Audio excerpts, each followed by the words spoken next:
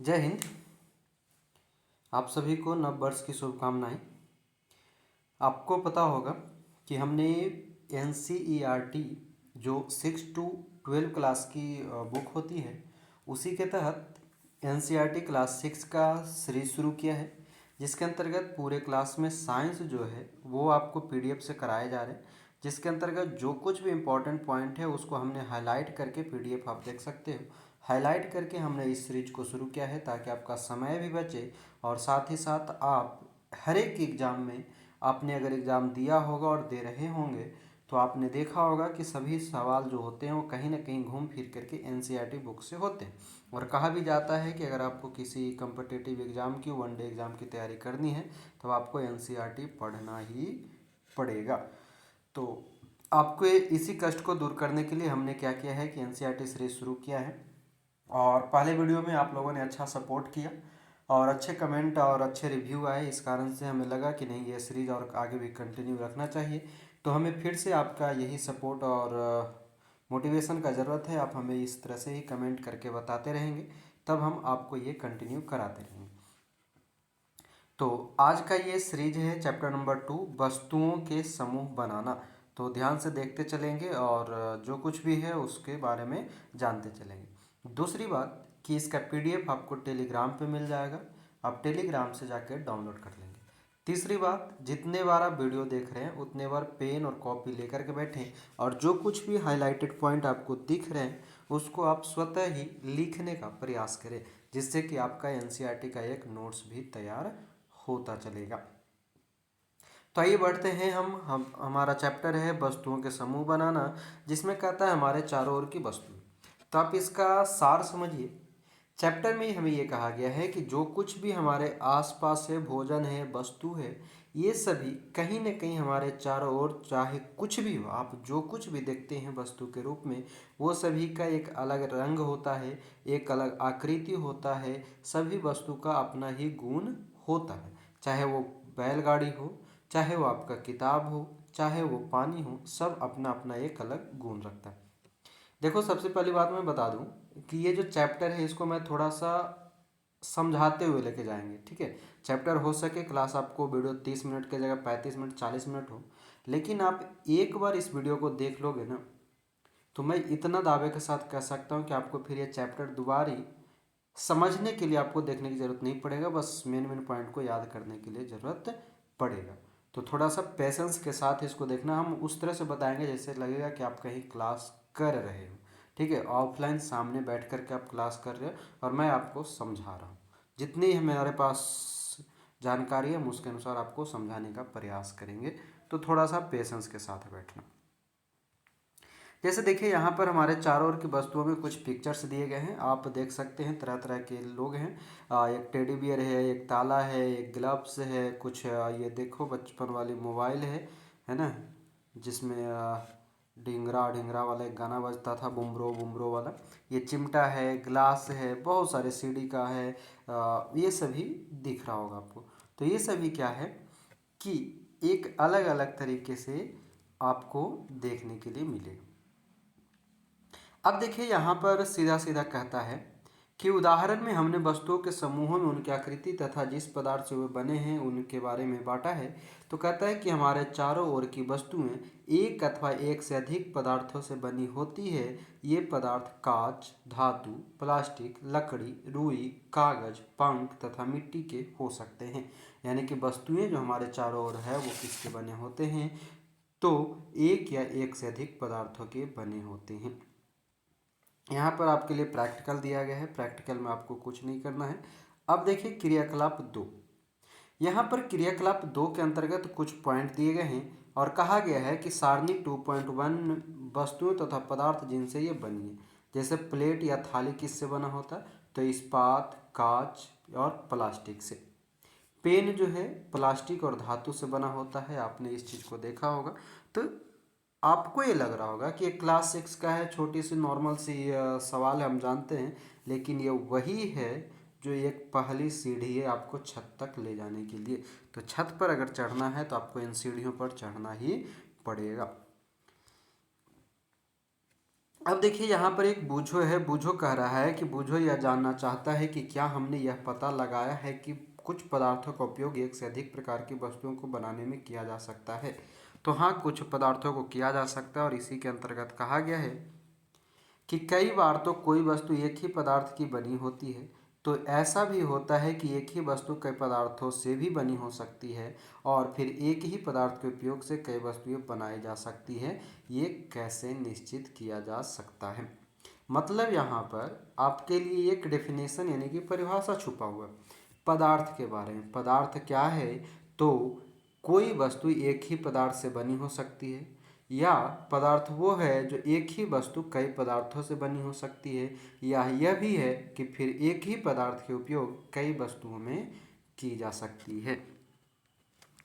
सारणी 2.2 किया गया है कि समान पदार्थ के बनी विभिन्न प्रकार की वस्तुएं, जैसे लकड़ी। लकड़ी से आपने बहुत कुछ देखा होगा, कुर्सी, मेज, हल, पहिया, ये सभी। कागज से क्या? किताब, समाचार पत्र, खिलौना, कैलेंडर। उसी तरह से चमड़ा है तो आप चमड़े का वॉलेट रखते होंगे, चमड़े का बेल्ट रखते होंगे, चमड़े का चप्पल पहनते होंगे।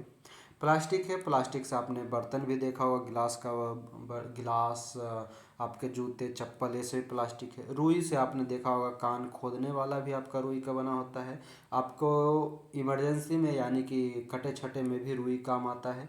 इस तरह से रुई का आप गद्दे बना के, तकिया बना के उस पर सो रहे होंगे, आराम कर रहे होंगे। तो ये सभी क्या है? एक ही पदार्थ को बनाने के लिए कई तरह के पदार्थ लगते हैं, या कई तरह के पदार्थ से एक पदार्थ बनते हैं। अब आता है पदार्थों के गुण। तो पदार्थों के गुण में कहता है कि हमारे द्वारा किसी वस्तु को बनाने के लिए किसी पदार्थ का चयन किया जाना उस पदार्थ के गुण तथा उपयोग की जाने वाली वस्तु के प्रयोजन पर निर्भर करता है। कहने का मतलब ये है कि पदार्थों के वह सब गुण क्या है जो उसके उपयोग के लिए महत्वपूर्ण है, इसके बारे में जानना है। और आप तभी किसी पदार्थ को कुछ बना सकते हैं जब उसका चयन और गुण उसके समान होता हो। जैसे देखिए, दिखावट में दिया है कि पदार्थ प्राय एक दूसरे से भिन्न दिखाई देते हैं। ये आपका एक लाइन का कथनात्मक सवाल है। आपको लगा होगा कि ये तो कॉमन चीज़ है, छोटा सा चीज़ है। नहीं, ये जो है कथनात्मक सवाल है। आजकल में खास करके बिहार के एग्ज़ाम में आप अगर देखे होंगे, यूपी पीसीएस के एग्ज़ाम में आप देखेंगे तो इस तरह से कथनात्मक सवाल पूछे जा रहे हैं। तो कहता है कि पदार्थ एक प्रायः एक दूसरे से भिन्न हो दिखाई देते हैं।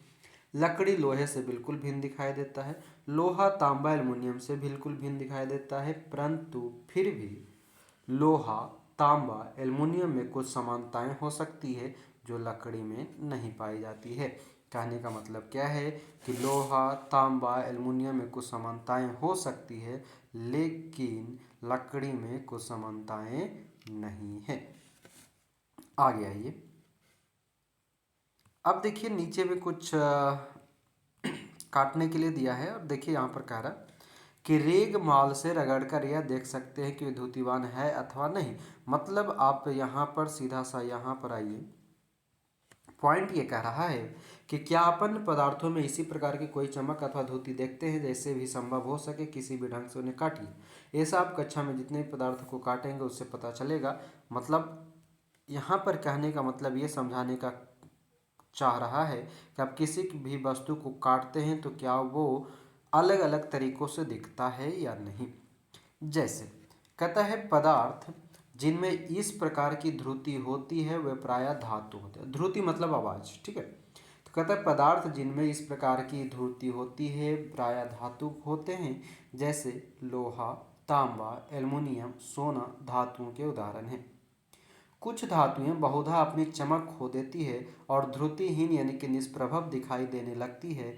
ऐसा उन पर वायु तथा नमी की अभिक्रिया के कारण होता है। इसलिए हमें केवल ताजे कटे पृष्ठों पर ही ध्रुति दिखाई देती है, यानी कि चमक दिखाई देती है। आपने क्या समझा कि धातु क्या होता है? धातु वो है जिसमें एक तरह की चमक और आवाज होती है, ध्वनि होता है, वो धातु कहलाता है। लेकिन कभी कभी क्या होता है कि कुछ धातुएं अपनी चमक खो देती है और वो निष्प्रभ दिखता है, यानी कि वो पूर्ण रूप से स्पष्ट नहीं दिखता है।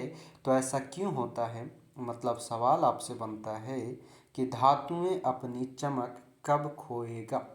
तो जब उसे वायु और नमी से विक्रिया होगा तब वो धातु अपनी चमक खो देगा।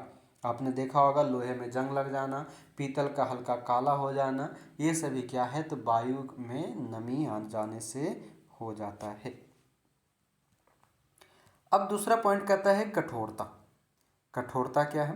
कहता है जब आप विभिन्न पदार्थों को अपने हाथों से दबाते हैं तो उनमें से कुछ को दबाना संपीड़ित करना कठिन होता है, जबकि कुछ को आसानी से संपीड़ित हो जाते हैं। ऐसा क्यों?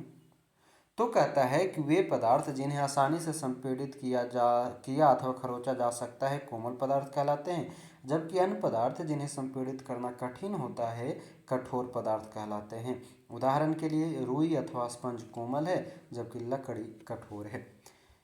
मतलब पदार्थ जो है, एक तो ऊपर में हमने देखा चमक के आधार पे, दूसरा क्या है कठोरता के आधार पे। तो कुछ पदार्थ है जिसको हम आसानी से संपीड़ित मतलब उसको क्या कर सकते हैं, दबा सकते हैं। जिसको हम आसानी से दबा सकते हैं वो कोमल पदार्थ कहलाता है, और जिसको हम आसानी से नहीं दबा सकते अथवा दबा ही नहीं सकते उसको हम कठोर पदार्थ कहते हैं। अब देखिए कहता है कि दिखावट में पदार्थों में विभिन्न गुण हो सकते हैं, जैसे ध्रुति, कठोरता, रुक्ष यानी खुरदरा अथवा चिकना होना। क्या आप इन गुणों के बारे में सोच सकते हैं जो किसी पदार्थ के दिखावट का वर्णन है? मतलब पदार्थ कैसा हो सकता है? चमक वाला हो सकता है, कठोर हो सकता है, खुरदरा हो सकता है, चिकना हो सकता है। फिर आता है विलेय अथवा अविलेय। यहाँ से सवाल आपने अक्सर देखा होगा और ध्यान से समझिएगा क्या कहता है। कहता है कुछ पदार्थ ठोस पदार्थ जैसे चीनी, नमक, चाक, पाउडर, बालू लकड़ी के बुरादे के नमूने एकत्र कीजिए, और आपको यहाँ पर ये प्रयोग करना है। प्रयोग करने के इस क्रम में आप देखेंगे कि विभिन्न ठोस पदार्थों को जल में मिश्रित करना है। नमक जैसे कि जल में पूर्णतः लुप्त हो जाता है। आप चीनी को घोलेंगे, यह क्रियाकलाप है आपका। आप चीनी को घोलेंगे तो भी लुप्त हो जाएगा, बालू को घोलेंगे तो नहीं होगा, चाक पाउडर को घोलेंगे तो भी नहीं होगा, लकड़ी का बुरादा को अगर आप जल में डालेंगे तो वह भी पूर्ण तरह से घुलेगा नहीं। तो इसी क्रम में आपने देखा कि कुछ पदार्थ जल में पूर्णतः लुप्त हो गए अर्थात घुल गए, विलीन हो गए। हम यह कह सकते हैं कि ये पदार्थ जल में विलेय है। मतलब विलेय उसको कहेंगे वैसे पदार्थ जो जल में पूर्णतः विलेय हो जाए, घुल जाए, विलीन हो जाए, उस पदार्थ को हम जल में विलेय कहते हैं। जबकि अन्य पदार्थ जल के साथ मिश्रित नहीं होते तथा काफ़ी समय तक गिलास में विलोड़ित मतलब घूमते रहता है, करने पर भी जल में लुप्त नहीं होते, ये पदार्थ अविलेय कहलाते हैं। मतलब अविलेय वो है जो किसी भी तरह से अगर आप उसको पानी में घुमाने का प्रयास कीजिए, वो अगर पानी में नहीं घुल पाता है तो वो क्या है, अविलेय पदार्थ होता है। अब यहाँ पर क्रियाकलाप 5 दिया गया है। क्रियाकलाप 5 को समझने की चीज़ है क्योंकि ये इंपॉर्टेंट है। यहाँ से सवाल बनता है, जैसे दिया है सिरका, नींबू का रस, सरसों का तेल अथवा नारियल का तेल, मिट्टी का तेल अथवा अन्य किसी द्रव के नमूना इकट्ठा कीजिए, कांच का एक गिलास लीजिए, प्रयोग करना है। कांच के गिलास में आप उसको जमा किए, पानी में डाले तो वो मिश्रण बना या नहीं बना उसके बारे में दिया गया। अब देखिए यहाँ कहता है कि जब आपने सरसों तेल, मिट्टी तेल ये सभी को लिया, लेने के बाद जब उसने उसे कांच के बर्तन में रखा और उसको घुमाया, तब आपने देखा कि कुछ द्रव जल में पूर्णतः मिश्रित हो जाते हैं, कुछ अन्य द्रव जल में मिश्रित नहीं होते और कुछ समय तक ऐसे ही छोड़ देने पर अपनी पृथक परत बना लेती है। मतलब 3 तरह की क्रिया होती है, आप इस गिलास में देख सकते हैं। एक आप देख रहे हैं जिसमें कि क्या हो रहा है कि भली भांति पूरी तरह से घुल गया। एक आप देख रहे हैं कि एक लेयर बना चुका है, 2 अलग अलग लेयर बन चुका है। ये सभी विलेय और अविलेय के कारण होता है। तब हमने क्या जाना कि कहता है कुछ गैसें जल में विलेय है, ये ध्यान रखना है। ये डायरेक्ट लाइन आपके लिए बनेगा कि कुछ गैसें जल में विलेय है जबकि अन्य नहीं है। सामान्यतः जल में कुछ गैसें थोड़ी मात्रा में विलीन होती है। उदाहरण के लिए जल में विलीन ऑक्सीजन गैस जल में रहने वाले जंतुओं एवं पादपों की उत्तरजीविता के लिए अत्यंत महत्वपूर्ण है। ये आपका पूरा का पूरा सीधा सीधा सवाल है और यहाँ से अक्सर सवाल बनता है। क्या बनता है? पहली अगर आपने कभी सवाल देखा होगा, किताब पढ़ा होगा, सॉल्व किया होगा किसी भी किताब में, तो आपने देखा होगा कि जल में रहने वाली जीव जंतु श्वसन क्रिया कैसे करता है। तब आपको पता होगा कि जल के अंतर्गत ऑक्सीजन मिश्रित होता है। इस कारण से जलीय पादप या जंतु अपनी ऑक्सीजन क्रिया से यानी कि श्वसन क्रिया को संपन्न करता है। तो जल क्या है? ऑक्सीजन में विलीन है। आपसे 4 गैस का नाम दे देगा और बोलेगा निम्न में से कौन जल में विलीन है, तब आपका एक गैस ऑक्सीजन होगा। अब जो आगे टॉपिक पॉइंट कहता है कि वस्तुएं जल में तैर अथवा डूब सकती है, इस पर विचार कीजिए। तो विचार करना है। तो आप यहाँ देख सकते हैं एक बर्तन में जल में डूबती अथवा तैरती हुई कुछ वस्तुएं हैं, जैसे चाबी, कंकड़, पत्थर नीचे डूबा हुआ है, ऊपर में एक पत्ता है, कुछ लकड़ी है, कुछ फल है, ये ऊपर तैर रहा है। तब आपने क्या देखा, ये कैसे हम साबित करेंगे? तो कहता है कि कुछ वस्तुएं जो है वो तैर सकता है, कुछ वस्तुएं जो है डूब जाता है। उसके बाद आता है हमारा पारदर्शिता। पारदर्शिता क्या है? तो आपने बहुत बार देखा होगा कि किसी चीज़ को खिड़की के पीछे आप ले जाइए, खिड़की के पीछे आप छिपते हैं तो नहीं दिखते हैं, किसी पॉलीथीन के पीछे छिपते हैं तो आप दिख सकते हैं। ये सभी क्या है? पारदर्शिता और अपारदर्शिता पर निर्भर करता है। तो कहता है सॉरी कि उन पदार्थों अथवा सामग्रियां जिनसे होकर वस्तुओं को देखा जा सकता है उन्हें पारदर्शी कहते हैं। पारदर्शी किसे कहेंगे? वैसे पदार्थ या सामग्री जिनसे होकर हम वस्तु को आर पार देख सकते हैं, पारदर्शी कहलाता है। जैसे कांच, जल, वायु, प्लास्टिक पारदर्शी के उदाहरण हैं। कहते हैं प्रायः दुकानदार बिस्किट, मिठाइयाँ तथा अन्य खाद्य पदार्थों को कांच अथवा प्लास्टिक के पारदर्शी पात्रों में रखना अधिक पसंद करते हैं। क्यों करते हैं? ताकि आप जाइए और डायरेक्ट वहाँ से देखें, ओहो रसगुल्ला रखा है, और रसगुल्ला रखा है तो आप क्या समझेंगे? ओहो खा ही लेते हैं। देखिए यहाँ पर वो बचपन में 25 पैसे में मिलने वाली टॉफ़ी रखी हुई है ना, ये लंबा वाला केक रखा हुआ है। आपको देखते ही मुंह में पानी आएगा, ओहो ये टॉफ़ी हम तो खाएंगे। तो कैसे खाएंगे? तब आप गए हैं पापा मम्मी के साथ, तब आप जिद करेंगे पापा को टॉफ़ी चाहिए, और अगर वो डिब्बा में नहीं रहता, वो कांच के डिश शीशे में नहीं रहता, तो आप देखते नहीं, और देखते नहीं तो आपको पता होता नहीं कि आखिर इसमें है क्या, तो आप कुछ खा भी नहीं पाते। दूसरा है इसके विपरीत कुछ ऐसे पदार्थ भी हैं जिनसे होकर आप वस्तुओं को नहीं देख सकते, इन पदार्थों का अपारदर्शी कहते हैं। आप यह नहीं बता सकते कि बंद लकड़ी के बॉक्स, गत्ते के डिब्बा अथवा धातु के पात्र के भीतर क्या रखा है। लकड़ी, गत्ता तथा धातुएं अपारदर्शी पदार्थों के उदाहरण। ध्यान देंगे धातु किसका है? अपारदर्शी पदार्थ के उदाहरण है। अब आता है क्रियाकलाप 6, और क्रियाकलाप 6 में एक शब्द है पारभासी।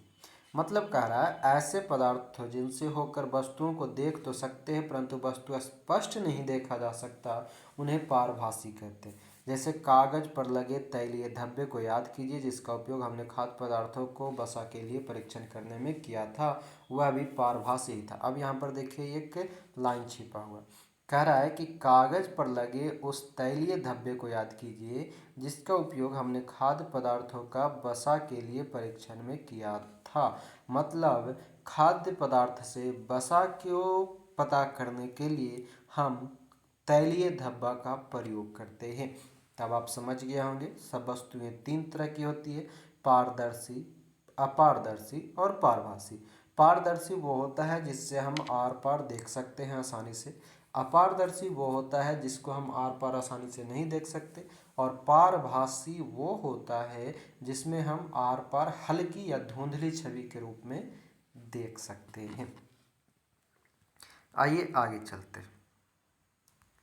ये देखिए एक बचपन में आपने अगर टॉर्च जलाया होगा तो आपने ये वाली प्रयोग बहुत बार किया होगा कि टॉर्च को हाथ थैली के नीचे रखते थे, टॉर्च जलाते थे तो ऊपर लाल लाल दिखता था। तो जानते हैं हम क्या बोलते थे? घर पे मम्मी को बोलते थे छोटा में कि माँ देखो ना ये मेरा खून लाल लाल दिख रहा है ना। तो मेरे हाथ में बहुत सारा खून है, ऐसा मम्मी से मजाक में करते थे। तो मम्मी भी क्या बोलती थी ना, हाँ तो हथवा में बहुत खून है, ऐसा मतलब हमारी भाषा में, ठीक है, मघी में बोलते थे मम्मी कि हाँ तो हथवा में बहुत खून है। तो ये क्या होता था कि ये जो है हल्का फुल्का जो ऊपर की ओर जो ये देख रहे हैं आप हल्का फुल्का लाइट, ये क्या है? तो पारभासी, यानी कि हमारी हथेली कैसी है? पारभासी है। अब आगे आते हैं। तो कह रहा है कि हमने यह सीख लिया है कि पदार्थों की अपनी भिन्न दिखावट होती है तथा इनके जल अथवा अन्य द्रवों में मिश्रित होने के ढंग भिन्न भिन्न होते हैं। वे जल में तैर अथवा डूब सकते हैं अथवा पारदर्शी, अपारदर्शी और पारभासी हो सकते हैं। पदार्थों का समूहन उनके गुणों के समानताओं अथवा विभिन्नताओं के आधार पर किया जा सकता है। यानी कि पदार्थ का जो है उसको हम कैसे कैसे अलग कर सकते हैं, तो उसको हम उसके गुण, समानता और विभिन्नता के आधार पे कर सकते हैं। ठीक है, तो ये था हमारा चैप्टर 2। बाकी नीचे जो दिया गया है ये सभी कुछ वैसा है नहीं।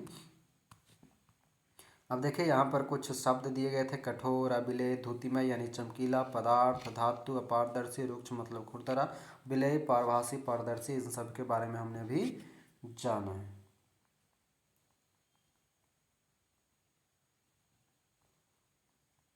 कोई दिक्कत यहाँ तक?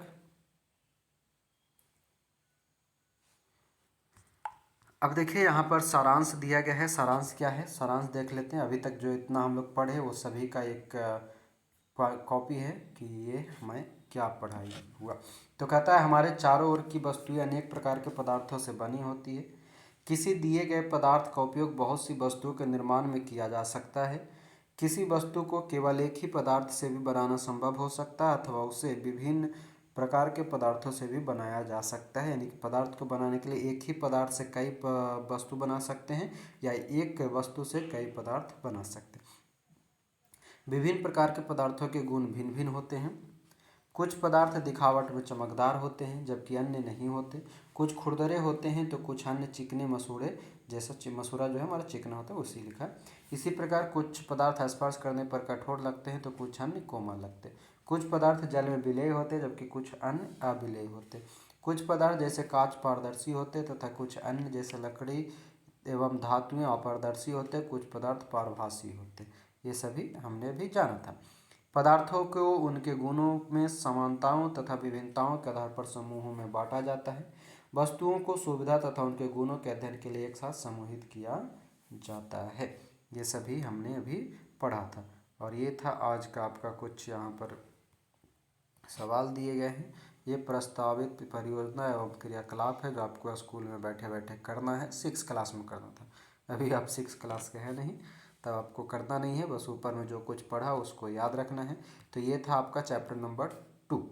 यहाँ तक में अगर कोई दिक्कत हो तो आप हमें ज़रूर अपना सजेशन और सुझाव दे सकते हैं।